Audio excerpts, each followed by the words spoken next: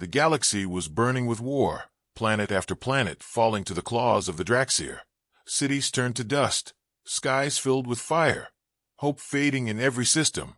And yet on a quiet, cold moon called Varela, far from the main battle lines, something small and fragile was at stake, something that could decide the future of an entire people. Hidden deep in the mountains was a small fortified shelter, and inside that shelter were the cubs of the Threxian royal bloodline, young and innocent, their eyes wide and bright, unaware of the war raging beyond the stone walls.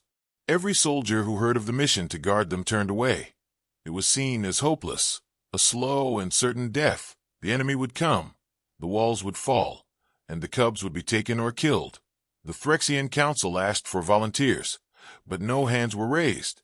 The few who were ordered to go made excuses, claiming other duties, until the council received a message from someone they least expected, a human soldier named Captain Rian Cole, offering to take the task. His words were short and strange. "I will keep them safe." The Threxians did not trust humans. They saw them as reckless, loud, too quick to anger.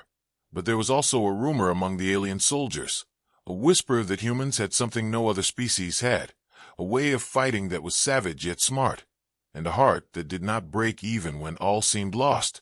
Still the council hesitated, until Rian arrived on the moon in a battered transport, stepping out in heavy armor scratched from old battles, his face calm, his eyes cold like he had already decided the outcome before the fight even began.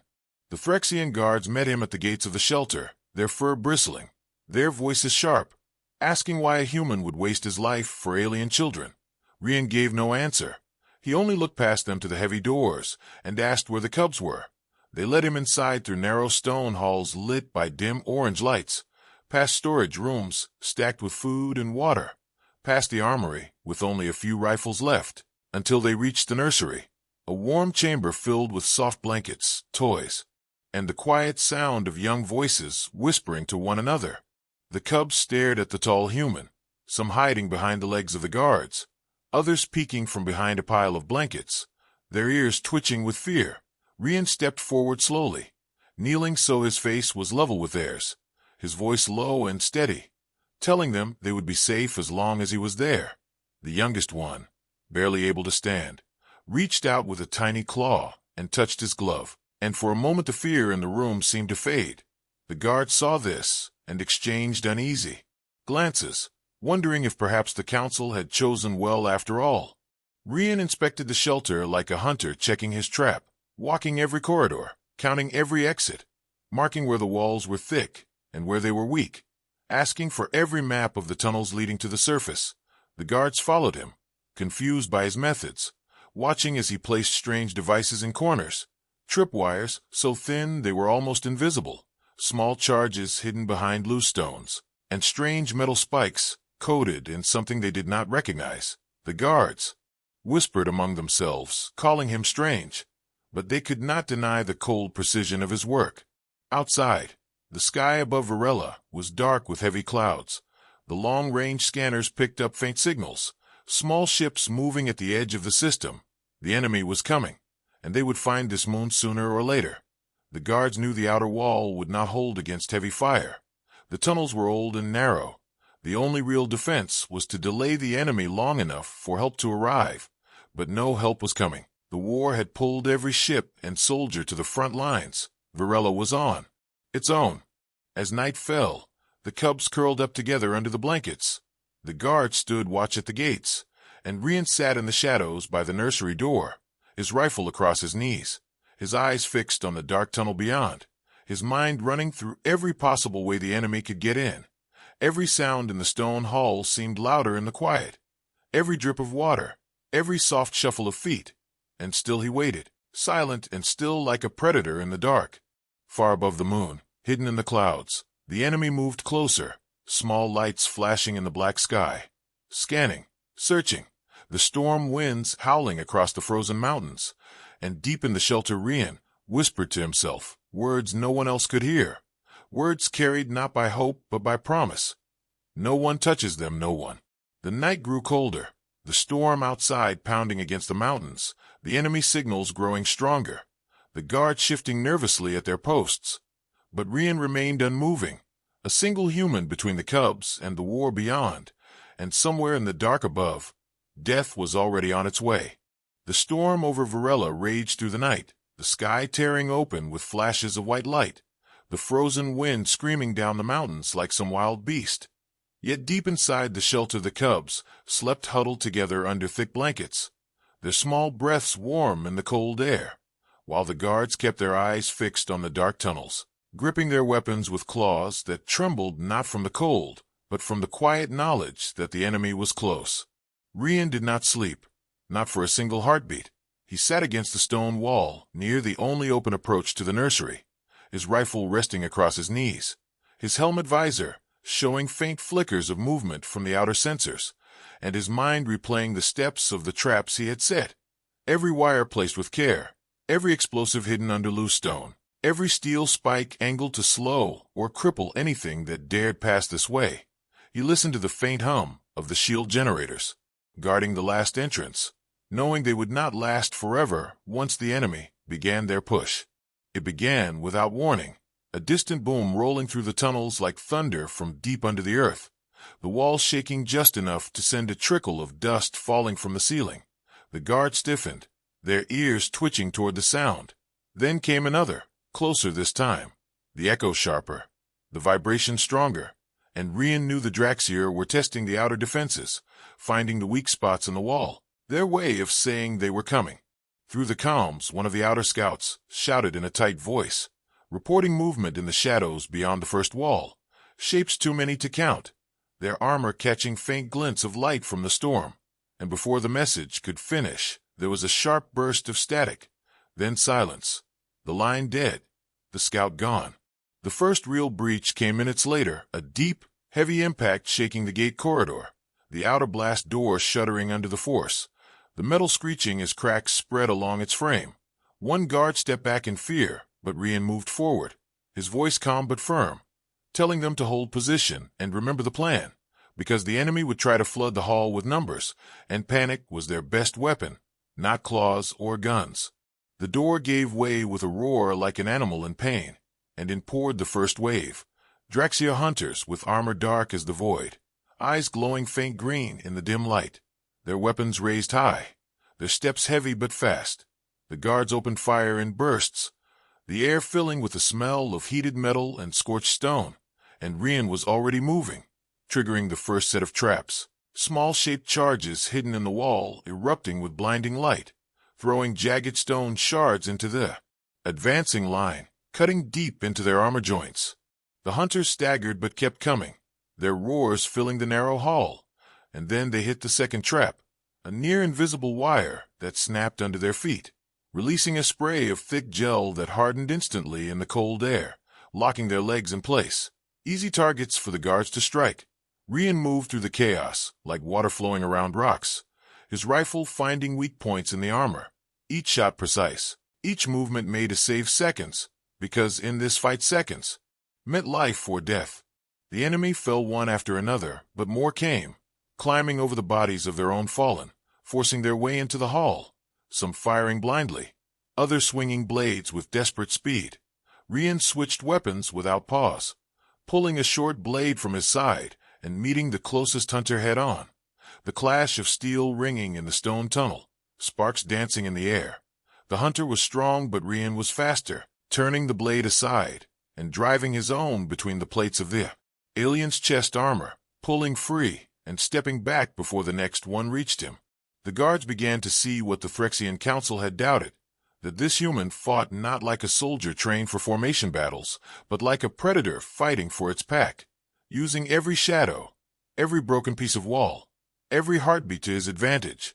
And slowly their fear began to burn into something else, a fire in their eyes, their roars joining his silent resolve as they pushed back against the tide. But the Draxier were relentless, each wave meant to test defenses, to tire the defenders, to drain their ammunition, and Rian knew this was only the first part of their plan. Still he fought without pause, his armor now scarred from claws and grazes, his gloves dark with blood that was not all his own, his breath short but steady, his mind still counting the steps of the fight like a map unfolding in real time. Then came a sharp change in the sound of the battle. A new roar from deeper in the enemy ranks, heavier footsteps shaking the ground, the glow of larger armor filling the tunnel, and Rian's visor picked up the signature of an elite Draxier warrior, a towering figure with reinforced plates, and a weapon that looked more like a piece of siege machinery than a gun. It fired once, the shot tearing a hole through the stone wall, the air behind it filling with choking dust, the cubs crying out in fear. From somewhere behind the defenders, Rian barked an order to the guards, telling them to fall back in controlled steps, firing and moving, not turning their backs, never giving the enemy the full haul.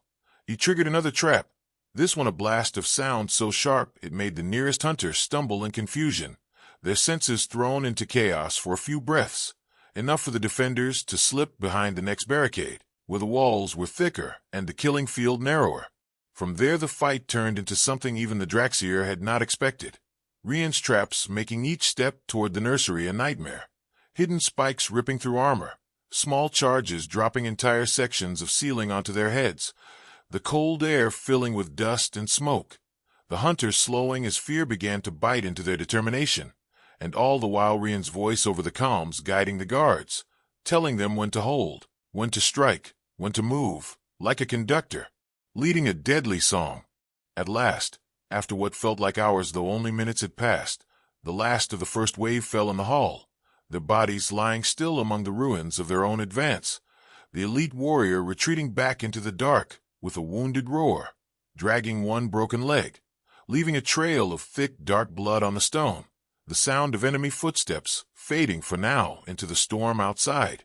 The hall was silent except for the slow, heavy breathing of the defenders, the smell of smoke and burned metal thick in the air, the cubs peeking out from behind the door of the nursery with wide eyes, some trembling, others staring at Rian with something that looked almost like awe. The human did not smile. He only walked to the edge of the barricade, staring into the dark tunnel, listening for the next sound, knowing the real fight had only just begun, and that the Draxier would come again in greater numbers, with greater fury, because nothing made a hunter more dangerous than losing its prey. And deep in his mind Rian repeated the same words he had spoken on the first night, a promise not to the Phyrexian Council, not to the galaxy, but to himself and to the small lives now counting on him for every breath they took. Words that burned brighter than fear, louder than the storm, stronger than the war beyond these walls. No one touches them, no one. The storm outside Varela did not end. Instead it grew heavier, the clouds swirling like a living thing, lightning flashing over the frozen peaks, thunder rolling across the valleys. But the enemy did not wait for clear skies. They began their siege in the darkness, their ships landing beyond the mountains, hidden from the shelter's outer sensors, sending their warriors to take the moon piece by piece. And inside the fortified halls the defenders knew the next wave could fall upon them at any moment. Rian stood at the barricade where the first wave had died, the stone floor still stained with the dark blood of the Draxier, the smell of burnt armor and explosives lingering in the air, his visor showing faint movement in the distance, shadows shifting where the tunnels bent into black. He knew the hunters were gathering again, their numbers greater than before, their anger sharpened by the loss they had just suffered, and he could almost hear the low growl of their voices carried faintly on, the cold air that seeped through the cracks in the walls. The Phyrexian guards had changed since the first breach, their eyes no longer wide with doubt, their hands steady on their weapons. They had seen how the human fought, how he turned each trap into a shield and each wall into a weapon, and though they did not speak it aloud, they began to believe that maybe this hopeless mission could be held, if only for a while longer. Still, Rian knew belief alone would not stop the next wave. So he moved through the halls again, checking the charges he had placed, laying fresh wires across the narrow choke points, shifting crates of spare ammunition into reach of the barricades. The cubs watched him whenever he passed the nursery, their small eyes following his every step, some whispering to each other, some clutching their soft blankets like talismans. The smallest of them, the one who had touched his glove on the first day, sat close to the door now, waiting for him each time, giving him a small nod when he glanced their way, a silent exchange that needed no words, and though Rian did not show it on his face, he felt the weight of their trust pressing on him heavier than any armor. Hours passed in tense silence until the sensors picked up movement again, this time more organized. The enemy had formed lines in the tunnels beyond, their heavy units moving first to take the brunt of the traps, lighter warriors following close behind. And mixed among them were strange shapes the defenders had not seen before, machines crawling on sharp legs, their bodies pulsing with blue light. Rian's visor marked them as shield disruptors, a threat that could burn through the protective fields in seconds. He wasted no time, ordering the guards to focus fire on the machines the moment they entered range, while he prepared the final traps that would close the hall if they broke through. The siege began with sound before sight, deep thuds shaking the walls, small clouds of dust falling from the ceiling, then the glow of enemy weapons cutting through the dark. The first disruptor crawling forward with a shriek of metal legs. The guards opened fire, bright streaks of energy tearing across the hall, striking the machine until it burst into sparks. But the second and third pushed forward unharmed, their shields absorbing the shots, and behind them came the hunters, roaring in unison, their voices echoing like the growl of some monstrous storm. Rian moved fast, leaping from the barricade to a side corridor, triggering the charges he had buried in the wall, the blast shaking the tunnel, sending chunks of stone raining down on the second disruptor, crushing its legs. The third made it past, its blue core burning brighter as it neared the shield gate, and Rian threw a small sphere from his belt, the device clinging to the machine's body before releasing a sharp pulse of light. The disruptor froze mid-step, its core flickering before dying, and the defenders let out a breath they had not realized they were holding. But there was no pause. The enemy poured in behind the machines, their armored boots striking the stone with a drumbeat rhythm, their blades flashing under the flicker of emergency lights. The barricade shuddered under the impact of their charge. The guards fired in tight bursts, aiming for joints and exposed cables, the narrow hall filling with heat and smoke, and Rian moved among them like a shadow, his voice over the comm steady and clear, telling them where to focus, when to fall back, when to hold, never letting panic take root. Still the enemy pressed on, wave after wave, their bodies piling at the front, yet more stepping over them, the air thick with the smell of blood and ozone, the defenders beginning to tire, their arms heavy from the constant recoil, their throats raw from the cold air and the strain of shouting over the battle. Rian saw it and knew they could not hold this line much longer, so he signaled the fallback to the second choke point, a narrow curve in the tunnel where the walls pressed close and the ceiling hung low, forcing the enemy to slow. As the guards moved, Rian stayed behind just long enough to trigger the collapses he had prepared, small charges placed in the ceiling beams bringing down slabs of stone, sealing the front part of the tunnel, buying precious minutes, the sound of the enemy pounding against the new barrier following them as they regrouped, and for a moment there was a strange quiet, only the harsh sound of breathing and the distant rumble of the storm above. In that quiet Rian checked the guards, their armor dented, their fur singed in places, their eyes still fierce, but ringed with exhaustion. He gave them each a short nod, a silent acknowledgement that they had done well, and they returned it without words, for in this place words were less important than action.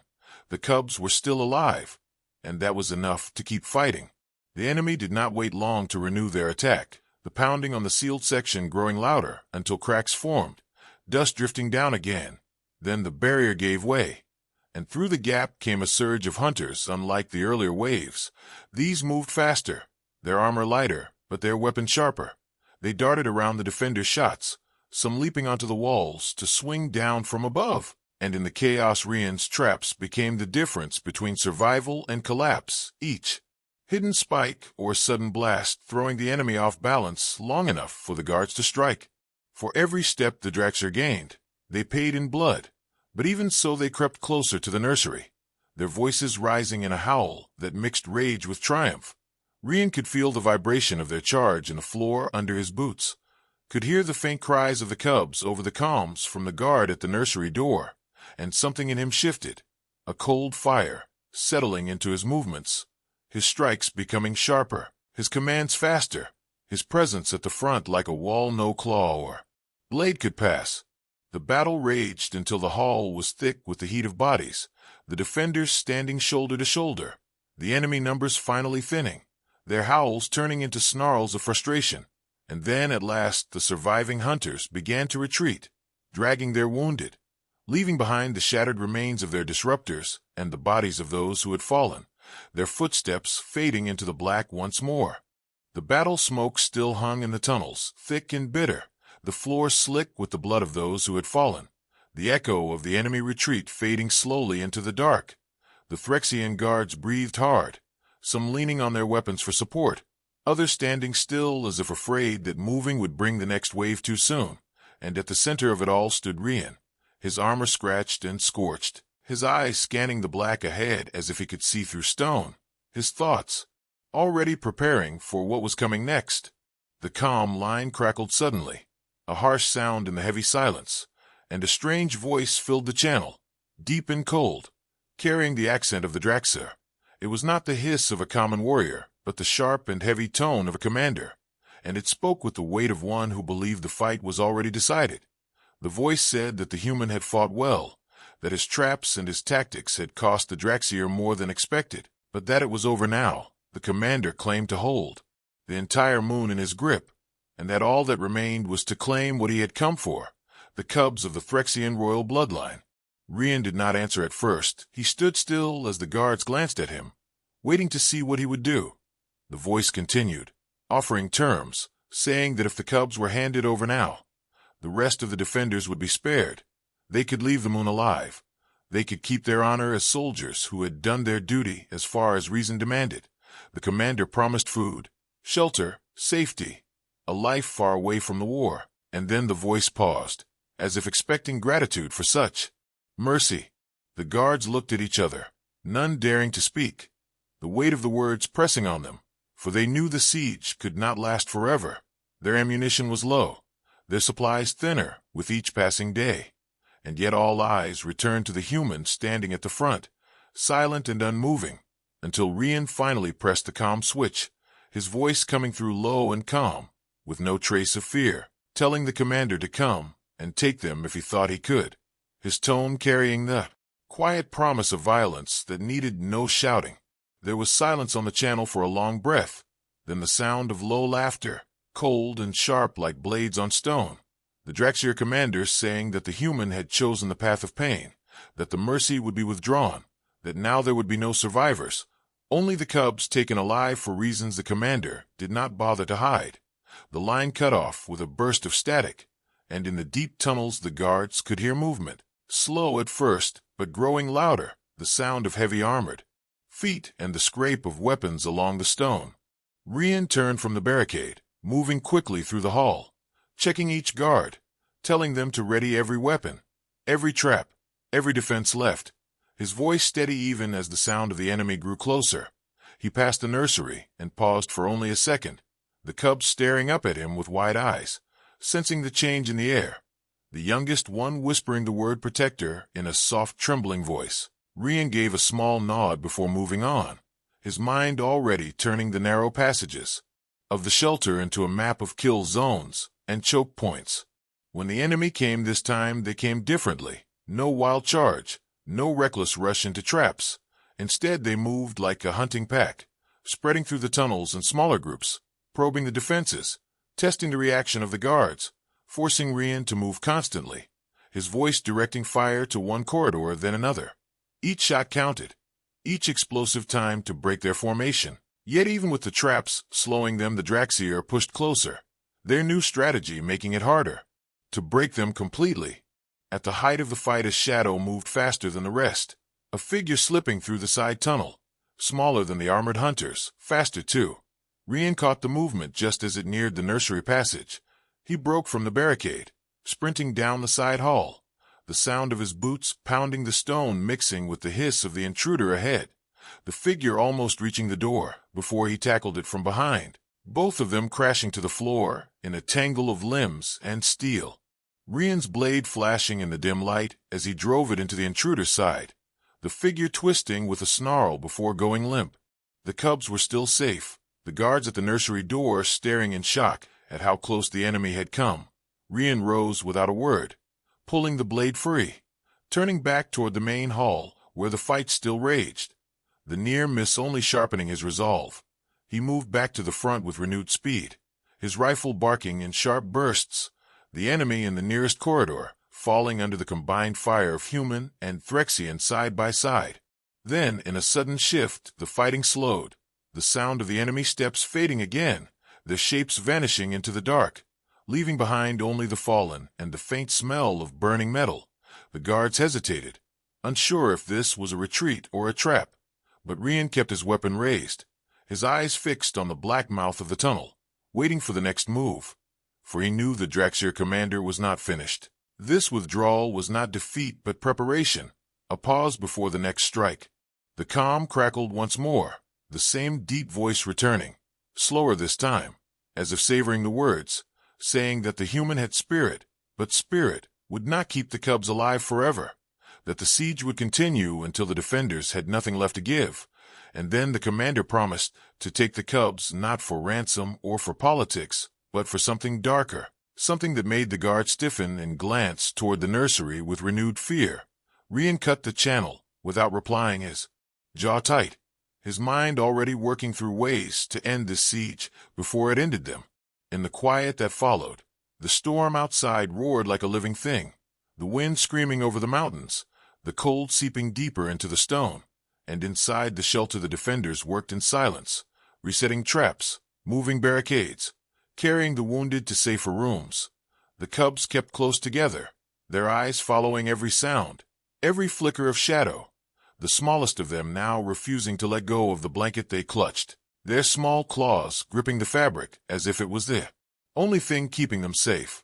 Rian moved among the guards, speaking little, his presence enough to steady them, his mind turning over the problem again and again, knowing the enemy would strike harder next time, knowing they were running out of time.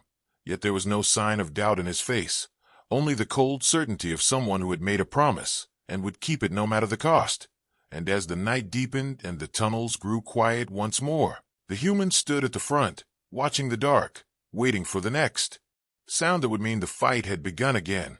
The storm outside had grown into something monstrous, the sky over Varela boiling with black clouds and white lightning, the mountains shaking with the roar of thunder.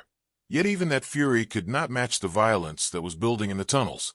The Draxier were done with probing and testing.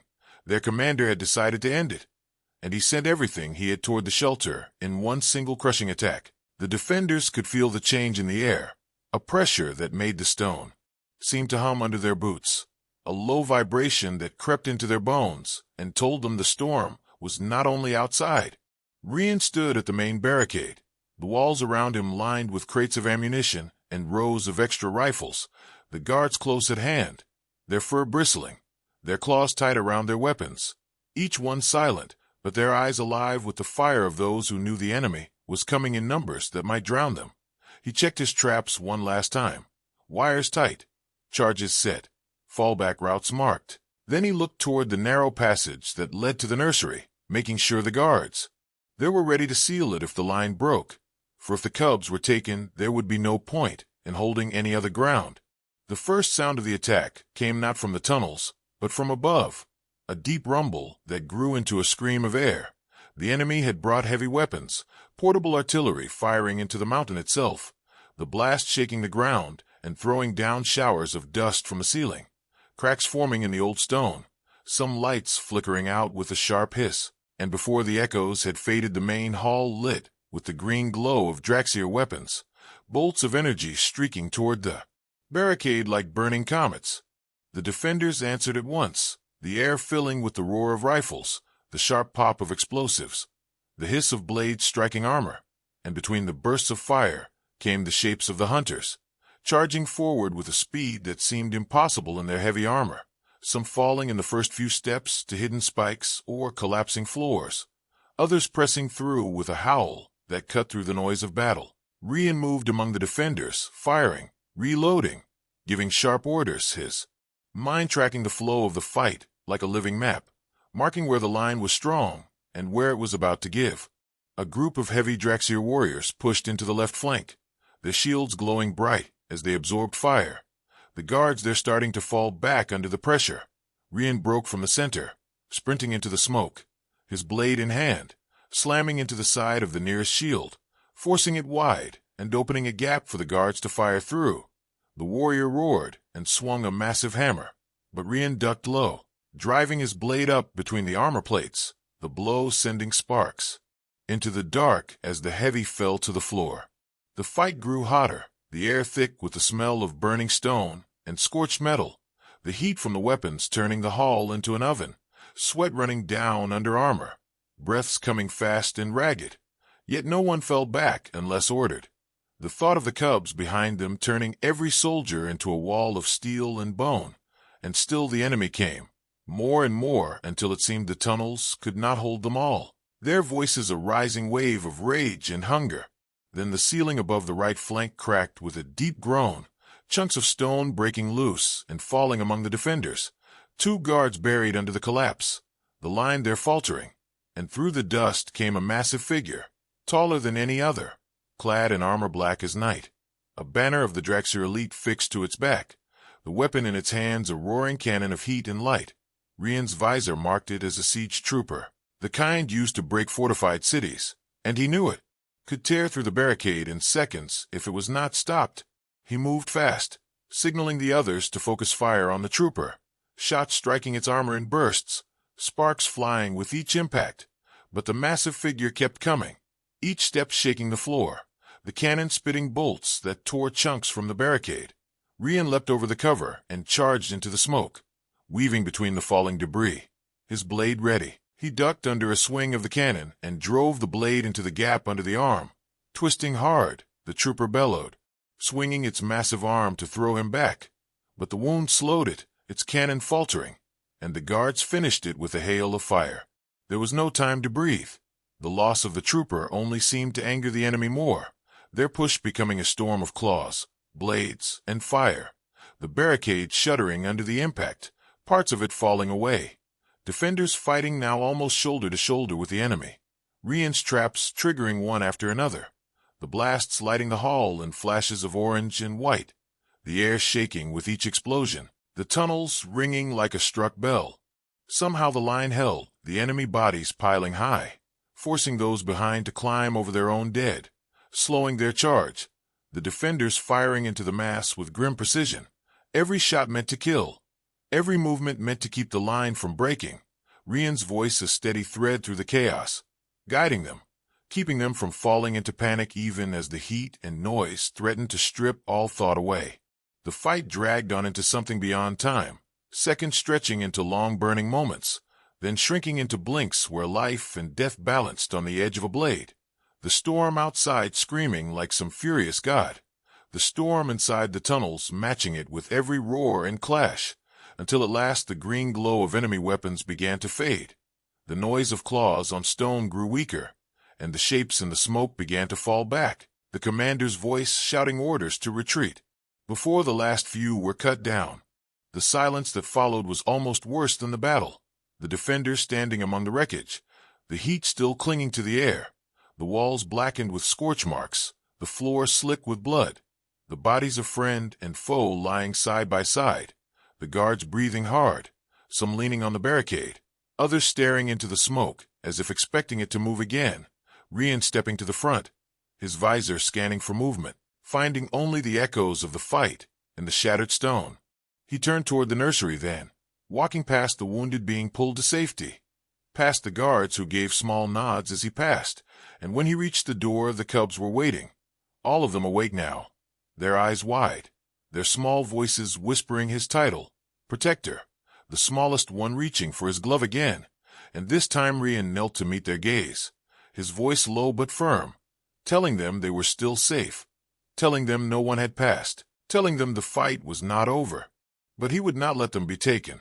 Behind him the guards began to reset the barricade, their movements slow but steady, each one knowing the enemy would return, perhaps sooner than anyone wanted. The smell of smoke and blood still thick, the sound of the storm still pounding the mountain above. But in the narrow hall between the nursery and the front line stood the human, armor scorched, blade stained, eyes cold and certain. And in that moment every guard knew that as long as he stood there the cubs would remain beyond the reach of the Draxir. The air inside the shelter was heavy and hot from the fires above, smoke curling through the cracks in the stone like dark fingers searching for prey. The guards coughed as they moved through the narrow halls, checking each position, their fur wet from sweat and melted frost. But none of them slowed because they knew the enemy would not wait. Every moment was a gift they could not waste. Rian stood in the central chamber, surrounded by the cubs and the last of the defenders, his armor scorched, his rifle hanging from his hand, his breath slow and steady though his body was burning with pain. Outside, the storm had turned into a hurricane of ice and metal as enemy dropships cut through the clouds, their engines screaming across the peaks. The walls of the mountain shook with each explosion, rocks falling from the ceiling and dust filling the air. The cubs clung to one another, their eyes wide with fear. Rian knelt down and spoke to them in a calm voice, telling them they would see another sunrise and that the monsters outside would never touch them. His tone so certain that even the guard stopped to listen and believe. The comm device on his wrist flashed with the faint signal of enemy chatter, short clipped messages in the harsh growl of the Draxier language. He listened without speaking, his mind painting the map of their movement. He could tell from the sound when they split into smaller teams, when they found the hidden outer path, when they reached the first traps. The sharp echoes of detonations and screams carried down the tunnels like ghostly warnings. But Rian knew those traps would only slow them for minutes, not stop them, and minutes were all he needed to finish his plan. He moved quickly, ordering the guards to shift their positions deeper into the tunnels, telling them to use the shadows and keep their fire low until the enemy was in range. He placed small sensor spikes along the inner corridor walls, each one feeding him the vibration patterns of the approaching troops. It was like feeling the heartbeat of the mountain itself, slow at first, but growing faster as the predators closed in. The guards glanced at the devices with awe, never having seen such human technology, their respect for Rian growing though they did not speak it aloud. In the nursery chamber, the cubs were gathered near the back wall, a hidden hatch behind them leading to the smallest escape tunnel, a path so narrow that only the young could crawl through it. Rian had found it days ago, but had kept it a secret until now. He crouched beside the eldest cub and pressed a small round device into her paw, telling her it was a guide beacon, and that if she ever had to use the tunnel, she must keep it on until she saw the open sky. Her small face was pale with fear, but she nodded with the serious weight of someone far older than her years. The first wave of Draxier burst through the outer defenses, with a sound like the tearing of the world, their armored claws smashing stone, their plasma rifles spitting fire into the darkness. The guards fired from hidden slits, their shots finding marks, but the enemy kept coming, the echoes of battle crashing through the shelter like thunder in a cave. Rian stayed in the shadows until the right moment. Then he stepped into the corridor, his rifle steady, his shots precise, each pull of the trigger dropping a figure into the dust, his movements fast and sharp, never wasting a step or a bullet. The enemy roared and surged forward, trying to crush the human in a wave of claws and steel. But the corridor was too narrow for their numbers to matter. Rian's traps triggered one after another, hidden spikes snapping out from walls, small charges blasting chunks of stone down onto the attackers. The smell of burning metal and scorched air filled the tunnel. Still they advanced, stepping over the bodies of their own, driven by the order to take the cubs alive, their commanders believing that capturing the royal bloodline would shatter the will of the Phyrexian worlds. A heavy crash shook the ground as a second breach opened in the western wall. The Draxier had found another route. The guards there shouted in panic, but Rian's voice cut through the noise like a blade, ordering them to fall back and draw the enemy toward the choke point near the old storage vaults. He was already moving, his boots pounding against the stone as he switched to his sidearm and drew a long combat blade from his hip, the blade's edge humming faintly with energy, a human weapon, designed for close kills, brutal and final. At the vaults the fight became a storm of shadows and blood. Rian moved through the enemy like water through cracks, never stopping, never giving them a target for more than a heartbeat, his blade tearing through armor joints, his pistol firing in short, controlled bursts. The guards fought at his side now, no longer wary of the human, but following his lead, as if he had always been one of their own. Every inch of ground they held felt like stealing life from the jaws of death itself. Yet even as they fought, the numbers kept coming, the endless drum of Draxier boots in the tunnels, the grinding growl of their war machines being pushed through narrow halls, Rian knew the last shield of the shelter was about to be tested. The final trap he had built. A chamber lined with explosive charges connected to a single trigger in his belt. If the enemy broke through to the nursery, he would detonate it, bringing down the mountain itself to bury the invaders and seal the cubs away in the escape tunnel. It was a choice that would take him with it, but it was one he had accepted long before he landed on this moon.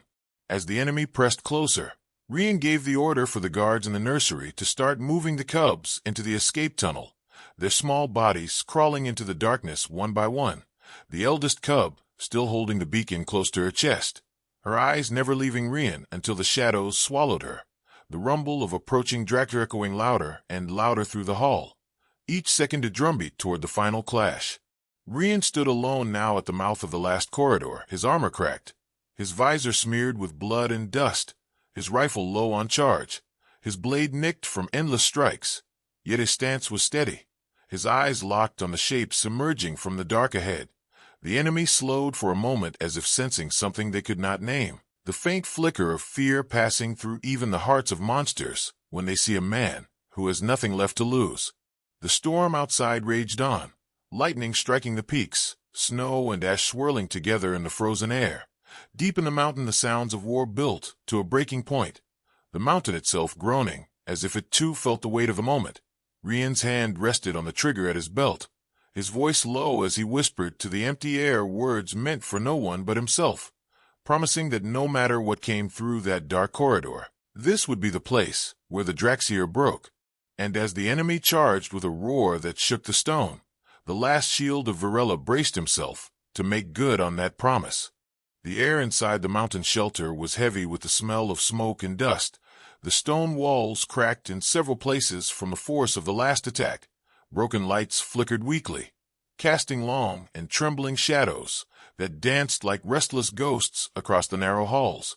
Outside, the storm raged louder than ever, the wind screaming through the jagged peaks, while far beyond the mountains the night sky burned with the falling remains of enemy ships shattered in orbit. But the fight was not over. Rian knew this in his bones. The Dracseer would not stop until either the cubs were taken or every living defender was gone. The cubs huddled together under thick blankets in the nursery, their wide eyes shining in the dim light. They whispered to each other in their own tongue, soft sounds like a stream running over stones, their small claws clinging to the edges of the cloth, as if it could shield them from the chaos outside.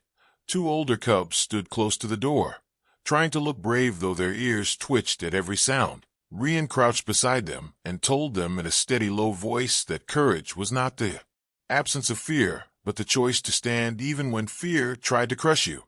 The cubs did not fully understand his words, but they understood his tone, and it gave them a spark of calm. In the command chamber, the remaining Phyrexian guards studied the faint blue lines of the scanner. The readings were clear now.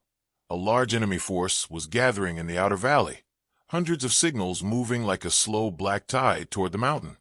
The guards exchanged grim looks, their fur bristling. Some suggested evacuating through the old tunnels, but Rian shook his head, saying the tunnels would collapse under the weight of enemy fire, and there was no safe exit left. The only path now was to hold the shelter until the enemy broke against it. His words were not spoken loudly, yet every guard who heard them felt the weight of his certainty. Rian moved quickly through the halls, checking the remaining traps, reinforcing barricades, adjusting the angle of heavy rifles set on tripods. He carried extra ammunition to every post and gave short, clear instructions to each guard. There was no panic in his movements, only the steady rhythm of a man who had walked this path many times before, a man who had seen the shape of the end and chosen to walk toward it without hesitation. The guards watched him and began to straighten their backs, their hands steadying on their weapons, for if the human did not waver, neither would they. The first wave came before dawn, the sky beyond the outer gate lighting up with the glow of enemy fire. The mountains echoed with the roar of engines and the shriek of metal cutting through air. Dracseer warriors rushed forward, their armor black and jagged, their weapons glowing red. The outer barricade shook as explosions tore at the stone, but the traps Rian had set lit up in flashes of fire, hidden mines erupting under the enemy's feet, thin wires snapping with deadly force. The attackers fell in waves, yet more came behind them, climbing over the bodies of their fallen. The guards fired from the walls, their rifles spitting bright lances of energy into the dark mass below. But the Draxier pressed closer, their roars mixing with the thunder of the storm.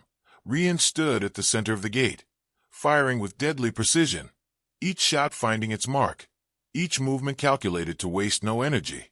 Even when a blast from an enemy cannon struck near him, throwing shards of stone into the air, he did not fall. Instead, he rose from the dust with his weapon ready and eyes fixed on the next target. Hours passed like this, wave after wave breaking against the defenders, and yet the enemy numbers seemed endless. Inside the shelter, the cubs listened to the battle, their small bodies trembling at every thunderous impact. The youngest began to cry, but the older ones pressed close around them, whispering that the human would not let the enemy through. And in those words there was no doubt, as if the belief itself was a wall stronger than any stone. By midday the defenders were down to their last heavy charges. The outer gate hung twisted on broken hinges. Smoke filled the air. Several guards lay wounded or worse.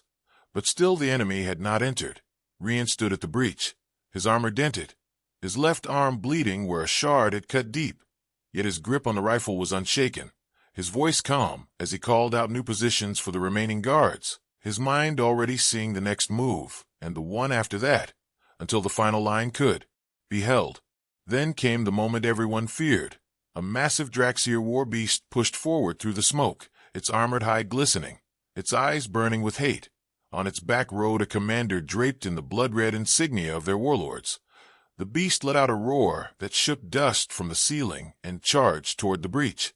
Rian did not move aside. Instead, he stepped forward into its path, drawing from his belt the last of the explosive charges. He waited until the beast was almost upon him, then threw it with perfect aim into the gap under its armored jaw. The explosion tore upward, the beast collapsing in a shuddering heap. The commander flung to the ground.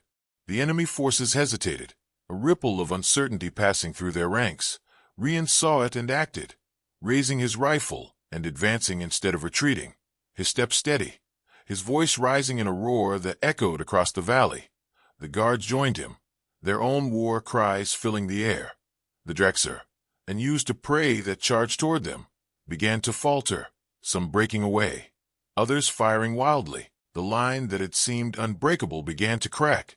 By the time the sun dipped low behind the mountains, the enemy was pulling back, their numbers reduced, their confidence shattered, the valley littered with the wreckage of their machines and the fallen bodies of their warriors. The defenders stood among the smoke and ruin, too exhausted to cheer, their breaths coming in ragged gasps, but their eyes turning to Rian, who still stood at the breach, his armor blackened, his weapon hanging at his side, his gaze fixed on the path where the enemy had fled. Inside the shelter, the cubs heard the sudden silence and knew it was over.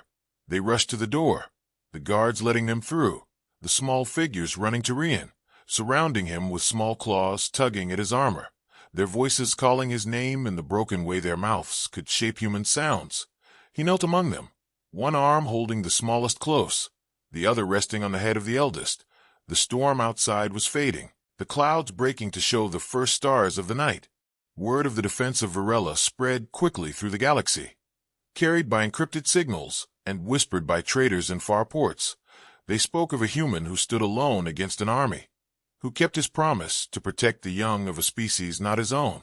The story reached worlds that had long doubted the worth of humanity, and on each of those worlds something small began to change, a thought that perhaps humans were not just reckless wanderers, but something far more dangerous to their enemies and far more precious to their allies.